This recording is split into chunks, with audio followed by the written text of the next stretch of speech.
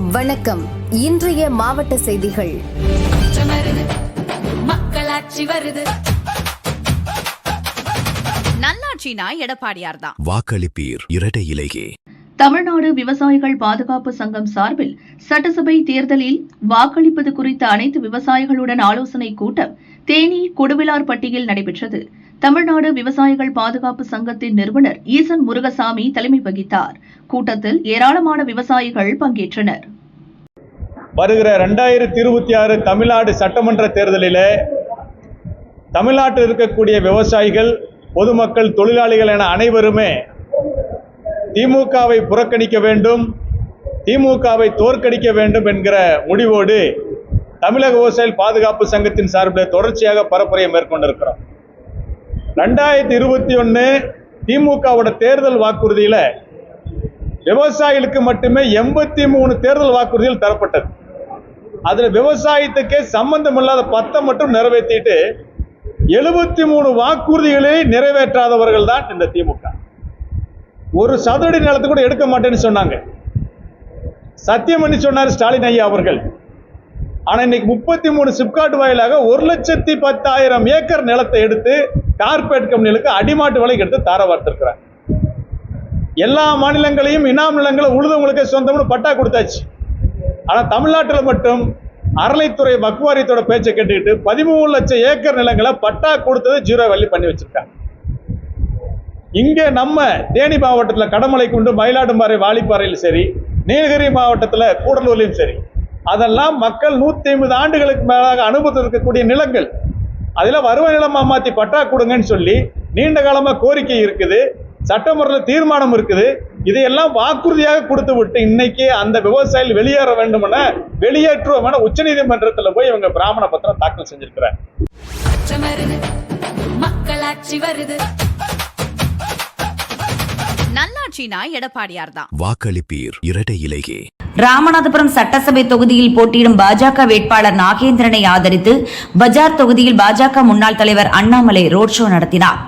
ஒரு பெரிய எழுச்சியோடு நம்முடைய தேசிய ஜனநாயக கூட்டணிய வெற்றி வேட்பாளர் தாமரை சின்னத்தில் இருக்கக்கூடிய அண்ணன் ஜிபிஎஸ் நாகேந்திரன் அவர்களை ஆதரித்து அனைத்து இந்திய அண்ணா திராவிட முன்னேற்ற கழகத்துடைய தலைவர் கூட எல்லோரும் இங்கே பிரச்சாரம் செய்தோம்.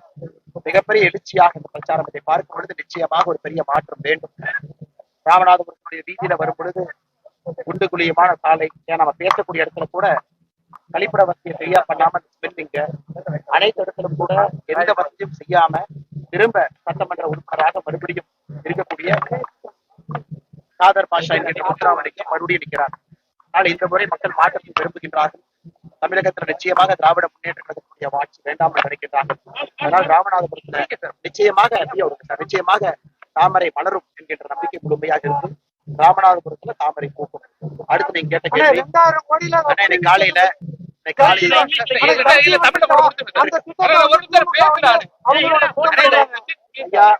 ராமநாதபுரத்தை பொறுத்தவரை தமிழகத்துல ஜல் ஜீவன் திட்டம், பாரத பிரதமருடைய வீடு வீட்டுக்கு கொடுக்கக்கூடிய பைப்பு மூலமா குடிநீர் திட்டம் கடைசியா ஒரு மாவட்டம் இருக்குன்னா ராமநாதபுரம். வெறும் 47% தான் நிறைவேற்றிருக்காங்க.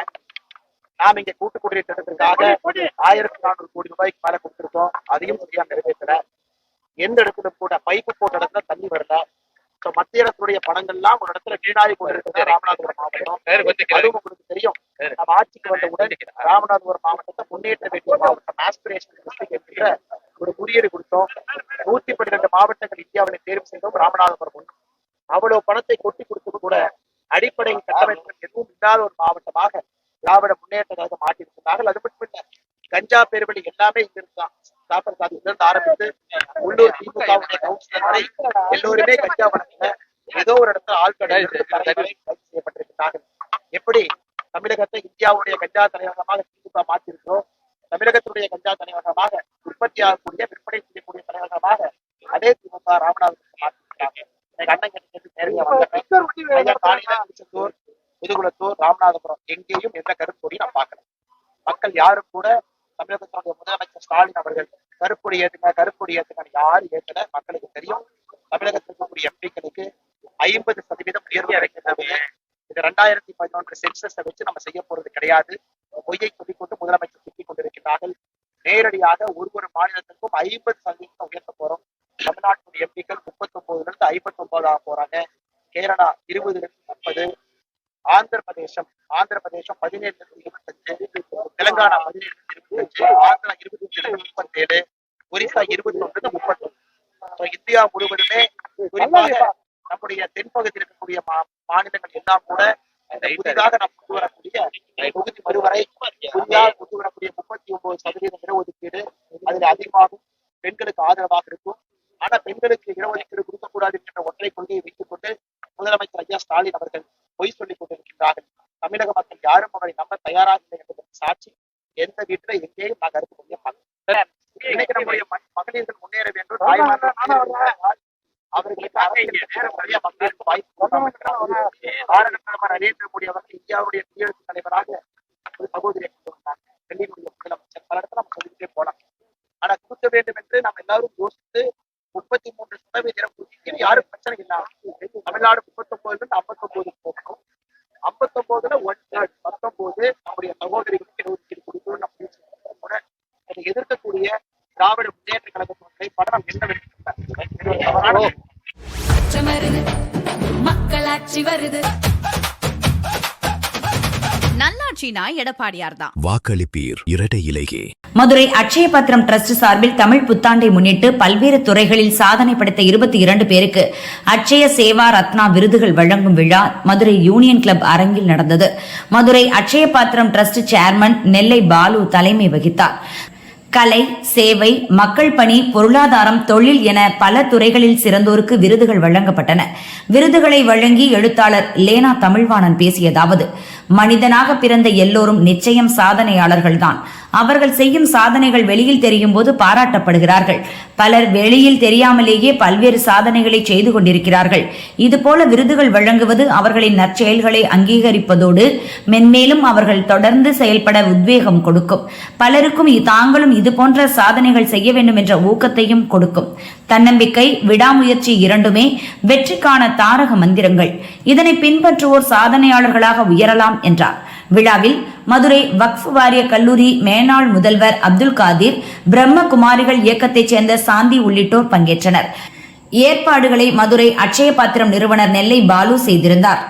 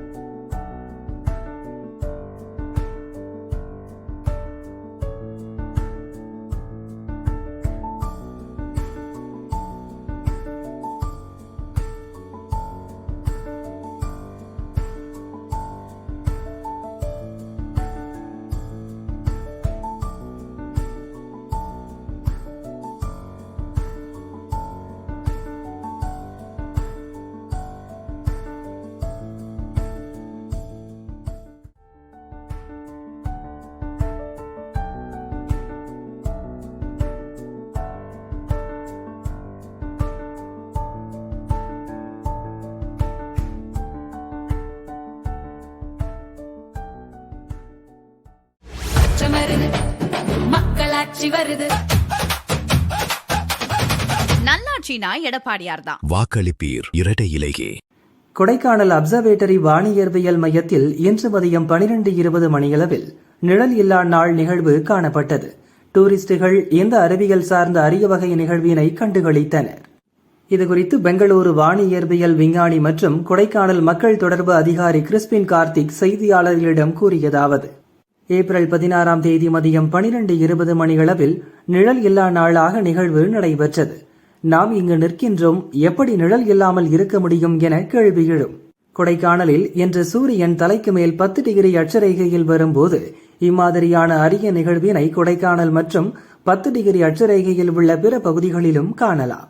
இந்த நிகழ்வினை பேனா, பென்சில், நீளமான கம்பம் வைத்து பார்க்கும்போது சூரிய கதிர்கள் 10 டிகிரி அட்சரேகையில் செங்குத்தாக நேர்கோட்டில் அந்த பொருட்களின் மீது விழும். அப்போது அதனுடைய நிழல் அதற்கு கீழேயே விழுவதால் அதனுடைய நிழல் அந்த குறிப்பிட்ட நேரத்தில் பார்க்க முடியாது. இது இந்தியாவில் ஏப்ரல் 10ஆம் தேதி கன்னியாகுமரியில் 8 டிகிரி அட்சரேகையில் காணப்பட்டது. இந்த நிழல் இல்லா நாள் சென்னை மற்றும் பெங்களூரு நகரங்களில் ஏப்ரல் 24 அல்லது 25ஆம் தேதிகளில் காணலாம். இந்த நிகழ்வை மத்திய பிரதேசம், குஜராத் நகரம் வரை காண முடியும்.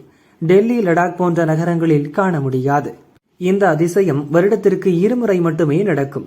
தொடர்ந்து கொடைக்கானலில் மீண்டும் வரும் ஆகஸ்ட் 27ஆம் தேதி இந்த அதிசயம் நிகழும் என தெரிவித்தார். மக்களாட்சி வருது. நல்லாட்சினா எடப்பாடியார் தான். வாக்களிப்பீர் இரட்டை இலையே. திருச்சி மாவட்டம் துறையூர் முசிறி பகுதியில் நாம் தமிழர் கட்சியின் சார்பில் அக்கட்சியின் ஆதரவாளர் சாட்டை துரைமுருகன் பிரச்சாரம் மேற்கொண்டார். காங்கிரஸ் வேட்பாளர் கொலை குற்றவாளியின் கூட்டாளி என சாட்டை துரைமுருகன் பேசியது துறையூர் தொகுதியில் பெரும் பரபரப்பை ஏற்படுத்தியுள்ளது. இந்த துறையூர்ல காங்கிரஸ் ஒரு வேட்பாளரை போட்டிருக்காங்க.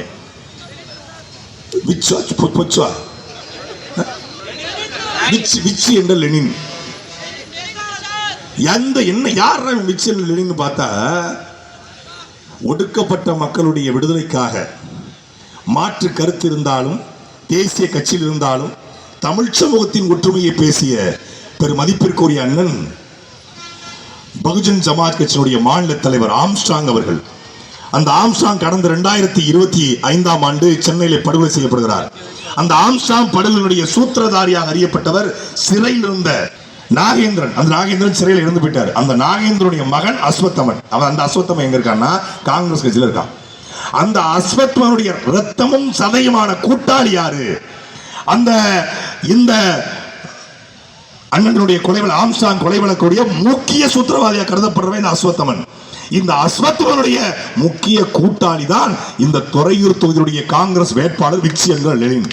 ஆம்ஸ்ட்ராங் கொலை வழக்கினுடைய சதி கூட்டத்தை சேர்ந்த இந்த கூட்டம் ஒடுக்கப்பட்ட மக்களுக்காக போராடிய ஆம்ஸ்ட்ராங்கை போட்டு தள்ளிய இந்த கூட்டம் அந்த நாகேந்திரனுடைய மகன் அஸ்வத்தனுடைய நெருங்கிய கூட்டாளி இந்த லெனின்.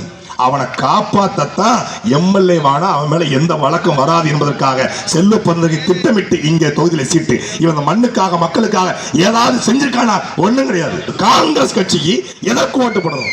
1 லட்சம் தமிழர்களை ஈழத்திலே கொத்து கொத்தாக கொண்டொழித்த ஒரு கேடுகட்ட இன படுகொலை செய்த கட்சி இந்த காங்கிரஸ் கட்சி.